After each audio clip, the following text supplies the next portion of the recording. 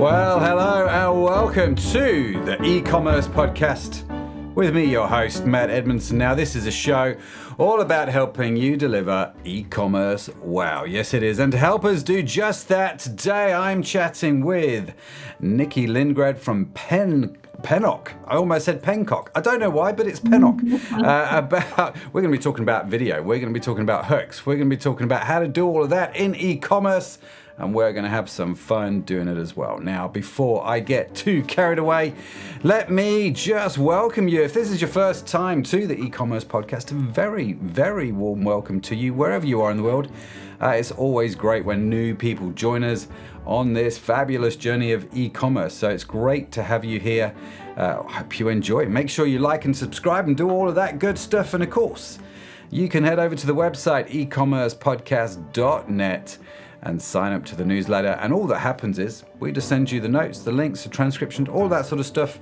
Well, no, actually not the transcriptions, the notes, the show notes and the links, they come to you automatically straight to your inbox by email. So then you never miss anything from the show, which is a beautiful thing, right? So make sure you do that. Check it out, ecommercepodcast.net. Now, let's talk about Nikki, the savvy marketer turned agency founder who's all about turning challenges into triumphs. After experiencing the hurdles of an in-house marketing team firsthand, she created Pennock, the dream agency she wished for back in the day. Love that. Now she's the go-to guru for seven-figure beauty and lifestyle brands, driving their growth with her killer media buying and SEO wizardry. Wow. Nikki, welcome to the show. You've got a lot to live up to. It was an impressive lead in there. Thank you, Matt. Well, it's great to have you. I'm really curious what SEO wizardry is, so I think we'll get into that. Absolutely. Now, before we hit the record button, Nikki, you were telling me how you're based in the San Francisco Bay Area. You're as far away from England as you can get before I sort of start hitting, like Japan and places like that, really. But yeah, it's great to have you. Great that you're with us all the way from San Francisco. It's definitely looking a lot brighter and sunnier where you are based on the video. Yes, it's shaping up to be a good morning. So I appreciate you having me on today. No problem. It's great to have you here. So tell me about the agency. Tell me about what you guys do. What makes you different? Really curious, because San Francisco in my head is awash with agency. So how do you do it different? Yeah, so we started in 2020 to be a boutique female-led and female-employed agency. We did not intend to be fully decentralized, but things in the macro environment allowed us to really find talent throughout the United States. And so while we're a really agile and small team, the employees just work from their home offices, which is where I am today. So that's kind of been our MO. And then in terms of the types of brands we're helping, as you kind of alluded to, it's earlier stage businesses in beauty and lifestyle. So we're talking about a handful of skincare brands, fragrance brands, fashion, and a few home decor. So really anything that's needing some love and attention to grow their e-commerce business. I think all of our brands are on Shopify. And so that's really what we're doing first and foremost in the paid lane, where we are pretty channel agnostic. We'll help brands with any and every paid program they need to run, including like Spotify ads and out of home, things of that sort, in addition to just the basic digital. And then we do SEO, we do our wizardry, which I think is all changing with generative optimization. Yeah. So we'll see how that all plays in, but we found some formulas that really help our brands. That said, like our brands haven't done SEO before, so the first quarter is always like fantastic because they've never touched it. So we do a lot of on-page optimizations and schema markup optimizations and things about their evergreen content. We're not really building out new blog posts and content to serve the purpose of their lane. We're trying to get their long-term content to rank better. These are usually category landing pages and they're hero SKUs that they don't intend to ever go out of stock in. Things like that are where my team and I would focus our efforts in SEO. Wow, well, there's a lot there already. I'm kind of curious about this. So, evergreen content, you don't focus on blog posts, which I find fascinating. You focus on category pages. Now, this is really interesting, Nikki. If you don't mind, I'm going to ask you a few questions about this. Dig into this straight. Let's just get straight into it. Why not? I'm kind of curious, simply because 99 times out of 100, when I go to an e-commerce website, their category page is literally just like a default amalgamation of various products. It's like it's an automation type thing. I'm assuming then you take that sort of standard category page and execute your wizardry upon that. I'm kind of curious what sort of things you would do. Yeah, so we'll use a jewelry brand as an example. And so they'll have a category page for either a collection. So maybe it's like the design is a coil jewelry. So we would go in and we would look at that collection landing page and figure out, do people even know what coil jewelry is? Should we look at the other variations of coil that might be more commonly used? And we'll add that into the meta fields that still matter. So mainly the page title and to some extent the meta description. And then we'll go in and look at like the alt tags for video, images, and stuff like that. So we're doing those pieces of on page for them. Similarly, if we're talking about their jewelry collection and they have a landing page for rings, we'll do the same thing with rings. Do people care about that they're 18 karat gold? Do they care about something else, just gold? So we'll figure out which makes the most sense for them in terms of like the primary keyword and go in and attack those components. Because again, these brands usually haven't done SEO for at least a year, if ever. We can get moving in the rankings quite quickly, but as soon as the competition kind of catches on that where more people are in the space trying to compete, then it's kind of that never-ending cycle. So what we end up doing is roughly like every quarter to 6 months, we're going to go back and dust off old pages that have maybe kind of peaked and now they're starting to climb down the mountain because competition has come back in. So that's usually kind of our system. We will divert some on-page optimizations for backlinks. Generative engine optimization is supposed to really kind of change the landscape and importance of backlinks. So TBD on how long they become or they stay relevant for SEO. So we've got to kind of keep our finger on the pulse related to that too. But I was fractional kind of CMO a couple years back for a wearable pregnancy device that helped people know when women know when they were about to go into labor. And what we found back then is working with a bunch of content creators to produce articles versus working with nurses and practitioners in the industry, night and day different in terms of like how those stacked up for content, right? For many obvious reasons. And so that's when we kind of made an intentional pivot to say like, we can't be an outside agency that just makes blog posts for you. It's not a good, like, sure, we can lean on AI at this point, but like, it's not a good use for us, the outsiders, to pretend we're subject matter experts in what our clients do. Right. Well, so the category pages, I just want to draw out some of the terminology. You use phrases like meta tags that matter. Which I find quite fascinating. For those that are listening to the show, maybe new to e-commerce, have no idea what you're talking about, meta tags that matter. Is that something to do with Facebook? Could you just explain what they are for the 3 people listening that might not know? Yes, absolutely. So on any web page, you have some tags of your page. You have your page title, which is I think they're technically called meta tags, right? Am I just making that up? Is it? No, that's exactly what they're called. Yeah. Okay.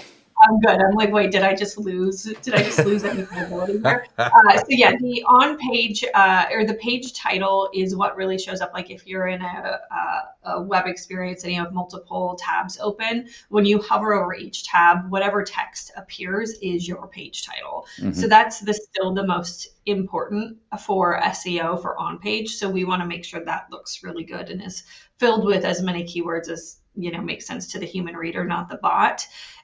So that would be the first one. There's another tag in there called meta description tag, which is important to look at because it's sort of like the clickbaitiness in a good sense of your result on Google. So while it's not going to, if you fill it with keywords, it's not going to improve your ranking. It's at least going to be like what hook someone kind of like an email Yeah. subject line to actually click through.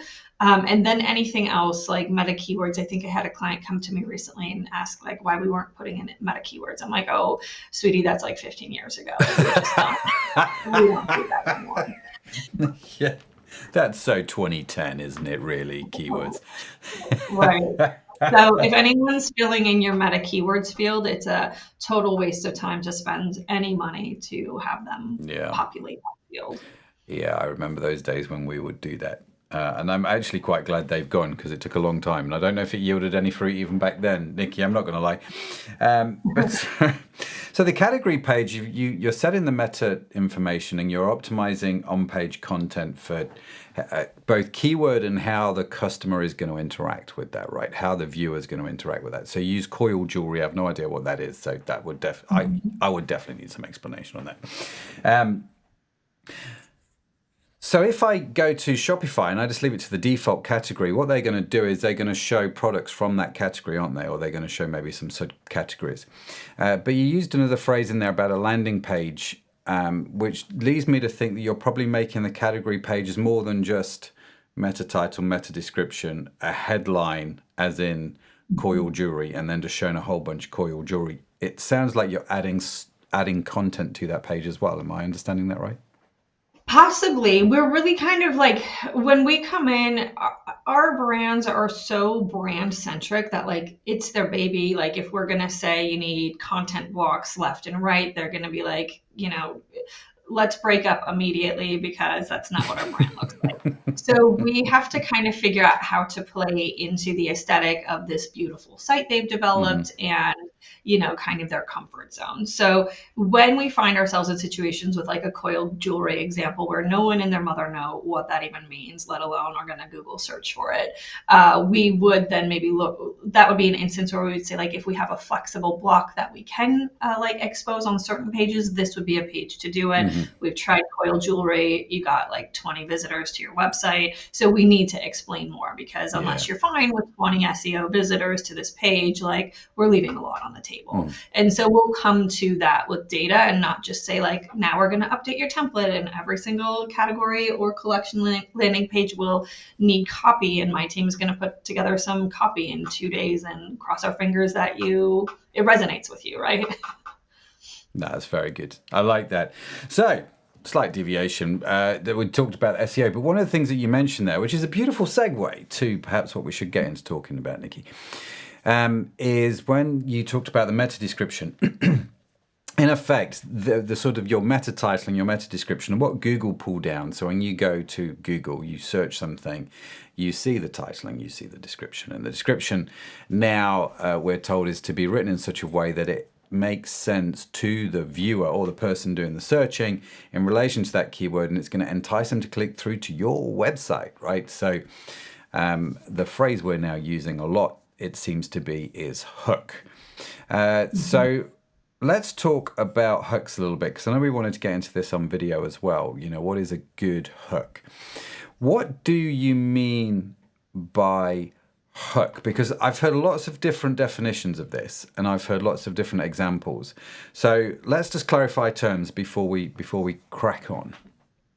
Yeah, that's fair, because I think we've even moved around in terms of what we're calling them internally. To me, what I'm talking about when I say a hook is sort of like the content theme of the video. So in the land of where I am and heavily in beauty and skincare, we usually have 15 different hooks or themes of video content that are like at the ready. We know it's likely going to at least hit their current ROAS or CAC, and we'll pull from those, especially if a client's been light in those areas. Yeah. But like, across the industry and even those super creative paid media people, there's probably hundreds of different pillars, hooks to pull from. But it's sort of saying like, we have to code everything in our system so that we can easily dissect what hook is working or what pillar is working. So it's just our way of really kind of keeping things organized and narrow so that as we're doing these analysis to see what's moving the needle client by client, we can really quickly summarize what it is. So I can give you like a more of an example. So in beauty, there's a lot of outcome hooks. They are kind of known as before and after, Okay. but Meta hates terminology like before and after. And if your ad is named before and after, there's a higher likelihood it will get flagged just because you used Yeah. terminology they don't like. So we work with some wrinkle reduction, acne reducing type brands. And for them, the outcome, like the before and truly the after of using a product, works really well. And so that would be an outcome hook, is like, how did this product or service move you forward in your path and journey towards X goal? So it's interesting you talk about how Meta aren't a fan of before and after. Why is that? Before we carry on, or I don't know if you know, maybe why it is, but I'm kind of curious, why would they not like before and after? Yeah, I think there's a little bit of it that overlaps with like a medical leaning. So if you think about like a weight loss something or other, like seeing an overweight person and a thin person, Meta just, legally, I think there's some things that are a little questionable about whether or not they should be able to advertise on their platform. So that's probably one example. And same with like seeing a face covered in acne and then a clear face. They don't like that for those reasons. And so what we found over the years is, even working with our Meta reps, just rename it, and it will probably not be live for a long time because they will eventually catch on. Mm-hmm. But something that would be rejected before it ever went live can now be live for a couple of days. The other ways in which before and after on Meta can go forward is like, if you do a compilation, whether either a carousel or like a video, bury the before and after in the middle of the video, so it's harder for them to spot quickly. But if the first asset is super heavy acne, second is super clear skin, it's like too obvious for their algorithm to look at and pull down. And so this is interesting, isn't it? Because my initial reaction to this is I get the marketing power, I suppose, of a before and after. You see them all the time, in men's magazines. I've got a beer belly over here, and over here I've got a six-pack, and it took me 4.5 minutes using your system to get from A to B, right? That kind of thing. It's never worked for me, Nikki, I'm not going to lie. But it's intriguing how obviously Facebook or Meta as it now is, and other ad platforms are not very pro these kind of ads. Yet here we are still trying to use them, like we're trying to gamify the system a little bit. And so are we still using the before and after stuff because it is such a powerful thing, I suppose, especially in the beauty industry and skincare industry? Yeah, 100%. And I think the power really lies into how heavily Facebook doesn't want you to use it, right? Like if you're a teenage boy and you're suffering with severe acne, the only thing on your mind when you look in the mirror is, how do I get rid of this acne? So like it resonates really well. It is our top performing product because people who experience it want it to go away tomorrow.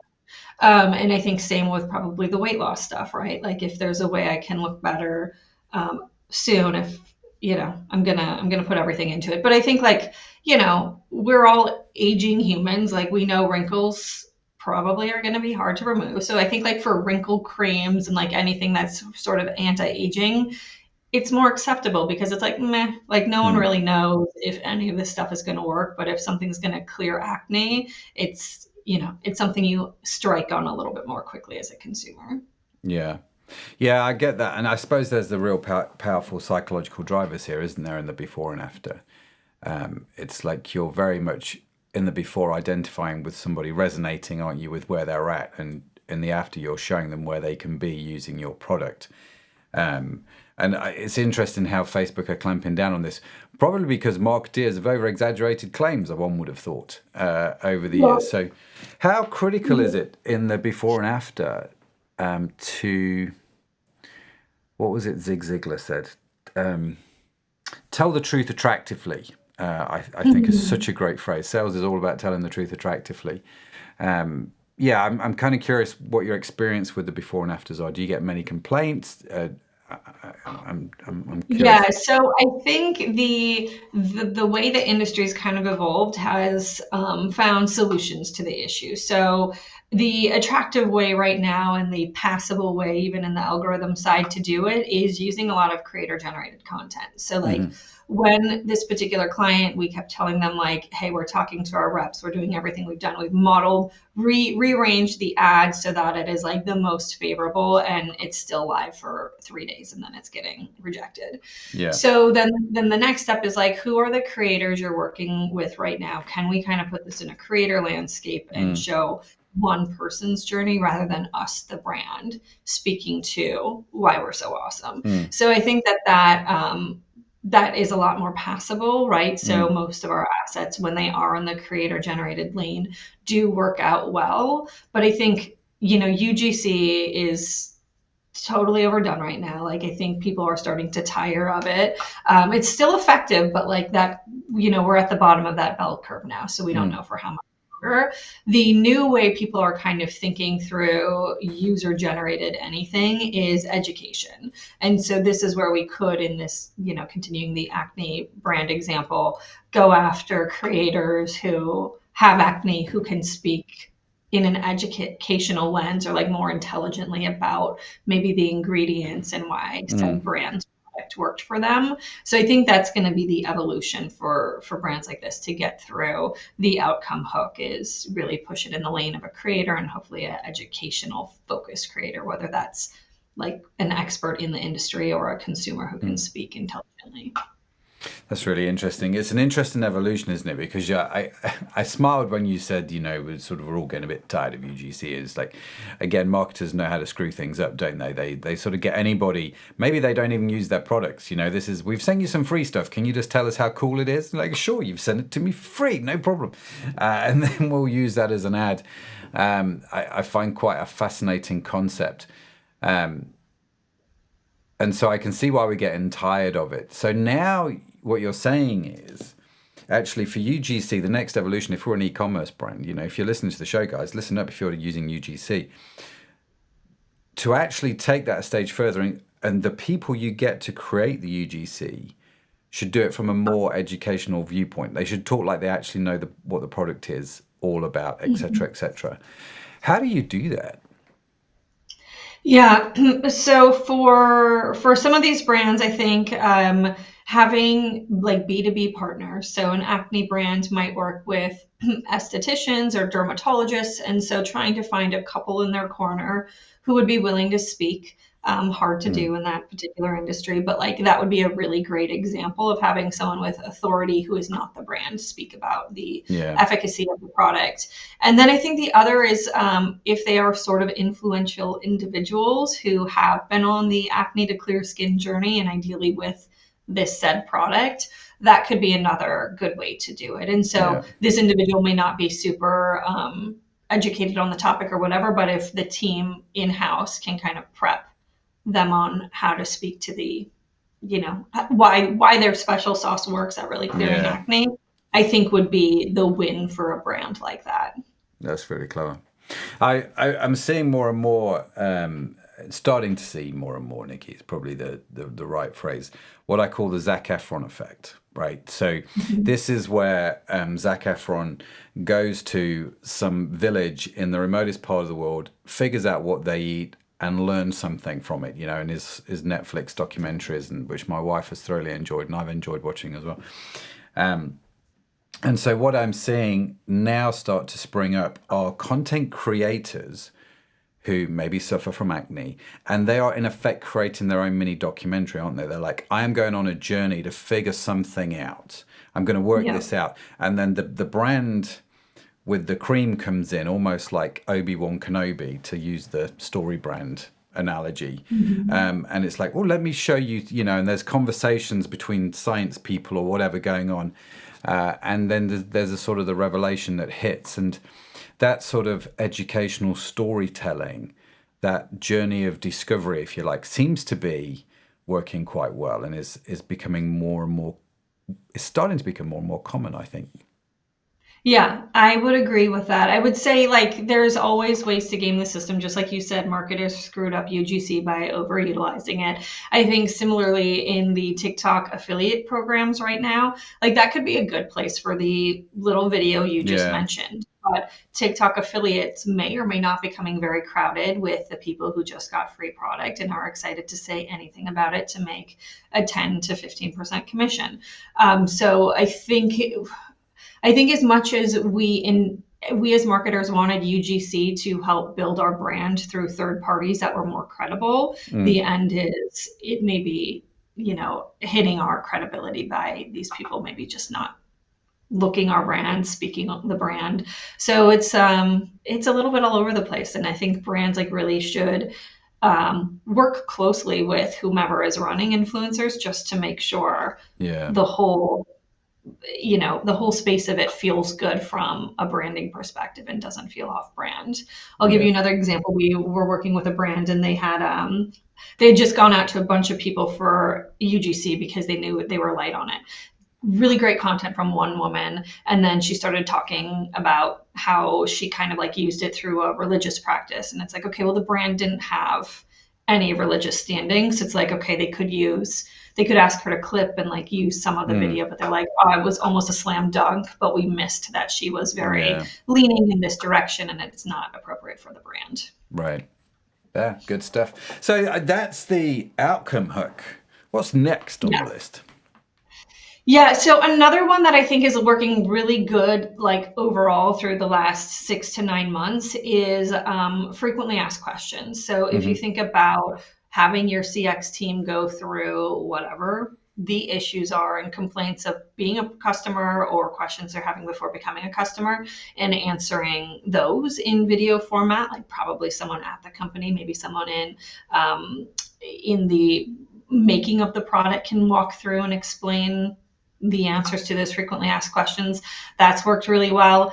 Another one that's not video, but it's hitting right now is faking a Google image search result of your product being like the best incense on the market. And then you have faked the Google search results with like kind of the curved edges, just like Yeah. Google looks, and Yeah. you show all of your product. So that's been hitting, like we just tested it over the weekend and it had a 12x ROAS versus everything else we did had like a Oh, 3. wow. So yeah, So huge, a huge.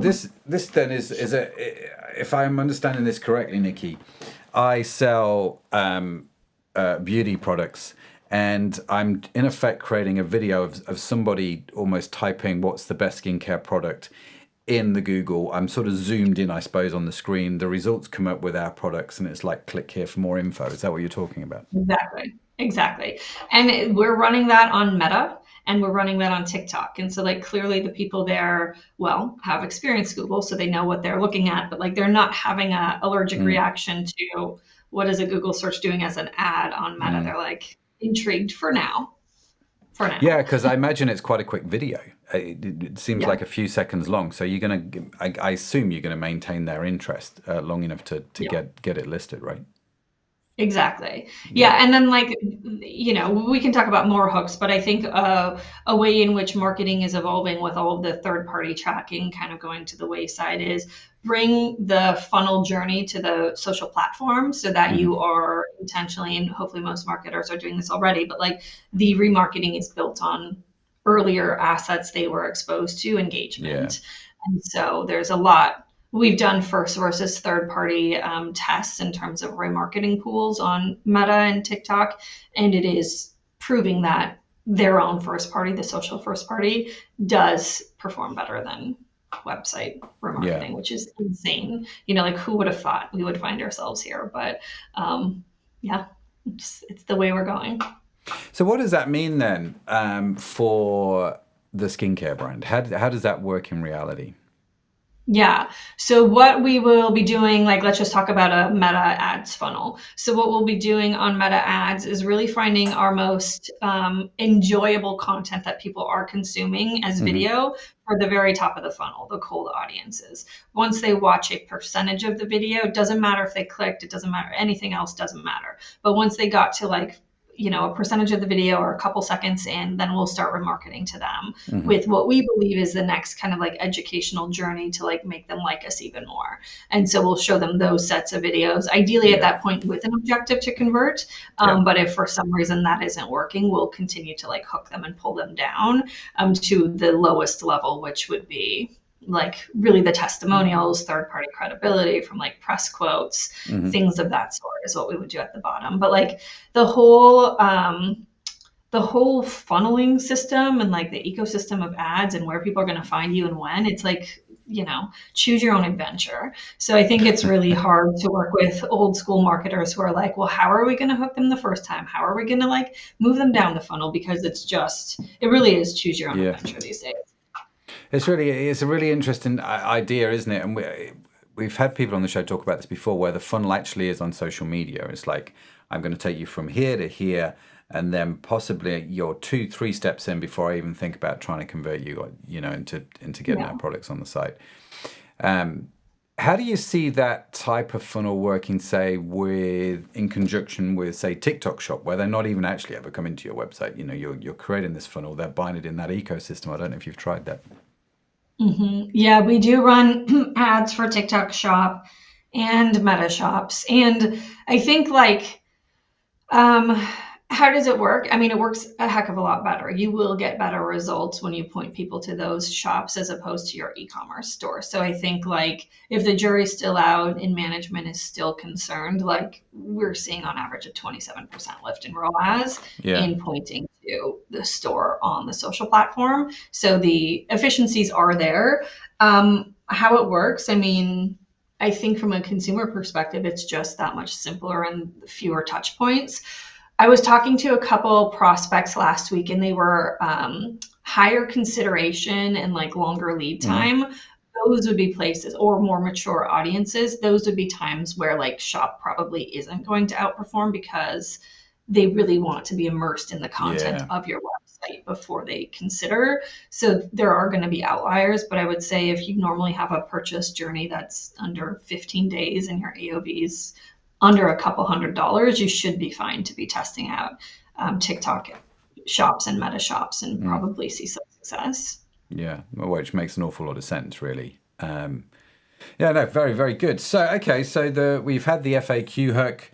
I like the little sidestep here into the fake Google search video. What else is on your little list? So in fact, now let me just rewind. Let's go back to the FAQ questions. So you're researching the questions which get asked by customers, either through your customer service team or through Google, and searching the questions. Those videos you're creating, are they like talking headshots? That is me with camera going, oh, this is my beauty product. This is what it does. This is going to be great. This is how you use it. Or is there a bit more thinking behind it? Yeah, I think it's interesting because like it is a little bit of the Wild West, right? Like we will say this is what we want you to do, but it's up to the brand to say like, okay, I'm going to hire a creator to do that. I'm going to have my product dev lead do it. So like the ways in which it can be executed, I think is like really whatever feels natural for your brand.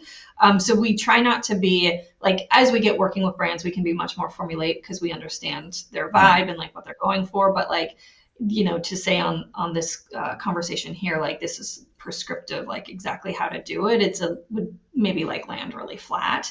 So I think it's sort of like hearing that frequently asked questions. Okay, they want to know if like the gold is 14 or 18 karat. Cool. My designer can hop on and talk about that, why we think 18 karat is so important, blah, blah, blah. So I think it's sort of like, let's direct them towards what matters and then have a conversation with them around what different angles we think we could actually execute against it. And ideally you land on a couple and it can actually be done so that we do have these various A/B tests, because if it's just the product designer and it doesn't land, we could scrap it completely, but have missed that it was just the designer falling like a little flat on camera or whatever. Yeah, no, great. And where are you putting those videos? Are you, excuse me, are they going on an FAQ page? Are they going on product pages? You've got some great assets, or are you just using them on social media? We're using them as ads. So hopefully we can find a way for them to want to distribute them a lot of places, but like we'll ask them, unless they hate the assets, like we'll ask them to share them organically so we can boost or spark them through the ads platform of Google or TikTok or Meta or TikTok. Yeah. We'll actually also ask them to put them on YouTube Shorts unless they have a allergic reaction to being on YouTube. And then we can pick it up in demand gen or Performance Max or something too. So we're really trying to think through, ways in which we can exploit content for the sake of it bettering the whole company, not just like an ad placement. Do you have many people with allergic reactions to YouTube? Yes and no. Like a lot of people are like, let me share it, but privately, because we don't want people to see our ads. Like everything on YouTube has to feel very much like it was created for YouTube. So there's some of that in there. Yeah, interesting. Made me smile. So the ads, then you're using all this video content for ads. Am I still thinking about timeframes here, or actually are we sort of going back to as long as it's interesting analogy? Yeah, like from a length of video, I would say 7 to like 12 seconds work really well. We work with a couple celebrity kind of led brands, and people want to see that person, and therefore longer videos of in that scenario could work better. But I think like short and to the point, like no one has the attention span for more than that. And then I just want to kind of like evolve on to like how these hooks and pillars, if you will, do evolve with time. Like we've known since the beginning of digital marketing that talking about your press hits and third-party credibility, whether it's like your best star rating and what they said about your product, like works really well. Right now, like this moment in time, a split screen where on the vertical screen, the top is like someone doing something with the product and the bottom is like a scroll reel of your like testimonials is a type of third-party cred and testimonial type hook that's working. I would have never even thought of that like 3 months ago because that just wasn't in the marketplace. But now we're starting to see it trend and we're starting to test it. And like, I don't know if it'll be live in 6 months from now, but we're going to ride that wave now. So I think it's good to have these like areas in which you're going to latch onto in terms of like thematic plays, and then you evolve with time to like fulfill how you can do it. But like if someone tells you that a hook or a pillar is UGC, like major eye roll, because that's a way in which you can execute any of the hooks, but it's not a hook in itself. I'm intrigued. I've not actually seen that where you have on vertical video someone at the top doing something and then reviews on the bottom. I'm curious to see what that actually looks like, mainly because I just wonder if it would split my attention somehow, and maybe it does, maybe it doesn't. I'm watching this video for 7 seconds. My attention's split in 45,000 directions anyway, right at this point. So I'm flicking through videos faster than I know what to do with. So the videos that you've created for ads, we've got our different. Are any other hooks, by the way, that are really just they're doing well at the moment? Yeah, another one that I would throw out that does work well, but some brands also dislike is us versus them. And so I think if you can do them by name or them by the category overall, really resonates. So I think if you're like a protein powder and your powder is like cleaner or whatever, I don't even know, I'm not in that lane at all, but like those are ones that seem to work really well, is like how much healthier your mix is versus the average or a competitor by name. That's a really interesting, but we're as I say, we're talking about creating some ads for one of the brands that we're involved with right now, doing exactly that. Talking about an omega-3 that we have, like ours is better than theirs because ... It's very much the I call it the Apple ad, because that's what Apple did, isn't it? Years ago, they basically had a guy saying I'm Apple, and then the guy saying I'm a PC, and it was just like, I'm kind of cool, I wear Vans and a t-shirt, you're in a suit and a jacket. All those kind of things I thought were quite clever. A question, if I can, Nikki, because we've talked about a lot of creative ideas, and I some of which I'm definitely going to try. I'm really curious to see what's going to happen here. How, if at all, are you guys using AI to help with this creation process? Yeah, so we are really small, but I think one of the things we are trying to put some of our time into is like what will move us forward. So we've probably tested 7 different creative AI solutions just to see what one's like legit, what one can actually help us Yeah. move the needle forward. And I think we've identified one that could be a value add in terms of, because we do creative briefing for our clients and creative strategy. So it'll simplify that and also do some actual lifting of assets for us, video or static image. So we do leverage tools when they make sense for us. Similarly, on the ad buying side, we're looking at AI solutions that can like move some of the knobs and buttons every day, and give us some ideas on what to do next. And what we're finding is they're not that much of a time saver right now on the ads management side. And the recommendations are like pretty much the Google Ads recommendations verbatim, or like just that level where you're like, yeah, I see how this could be said, but like a person would come up with something way better.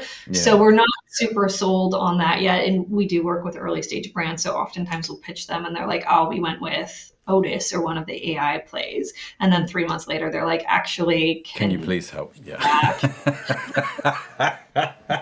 That's what I said. I'm not entirely sure that AI is saving all the time that people think it is actually saving by the time you've figured out how to use it and all the prompts and stuff. What sort of AI tools are you playing with at the moment that you're finding interesting, if I can ask? Yeah, so I think on the creative side, our favorite for ad creative is called Best Ever. And they are very, very new. We were fortunate enough to meet the founder since they're another Bay Area company. And so she's been able to like walk us through the journey with her. And so it's been a good experience to just kind of understand agency needs. So I think she's going to be a good agency solution. So that's Best Ever. On the management AI side, I am the most impressed with Captivate. And that's like Captivate. I don't know. There's like Captivate as an agency. There's just so many overlaps in like names. But I think Captivate is still just like maybe like 6 months from now, we'll take it a little bit more seriously. But we did the free trial. We talked to their CEO quite extensively, and I think it's just not quite there yet. That's interesting. Be interesting to see where it goes, Nikki. With the because I'm with you. If you'd have asked me 3 months ago, I'd have said, "Oh, I'm playing with this AI tool," but now I've forgotten about that AI tool. We're playing around with this one instead. And I don't know if you're doing the same thing. I sort of feel like I just sort of jump from one thing to the next. I've not sort of settled in on anything yet, and I will definitely check out Best Ever though. I will check out the recommendation because I think that's going to be great. Nikki, listen, we've got to this part of the show, right? Well, I should have warned you about this before we hit the record, but I'm really sorry. So I didn't do that. It's a new feature we are putting in the e-commerce podcast, which is why I didn't remind you because I'd completely forgotten. So all it is for our own social media, we are doing videos whereby I answer guest questions. So I need a question from you that I can then go and answer on the e-commerce podcast social media channels. I'm curious to know what that question would be. Okay, question for you. I think I would like your point of view on oh my gosh, I mean, I have like 2 different questions. So you can ask 2, that's fine. We're still new into it, it's totally fine. I think the first thing that's percolating in my mind is how to position the work of the paid team. So, we do creative and we do landing page recommendations. We're not devs.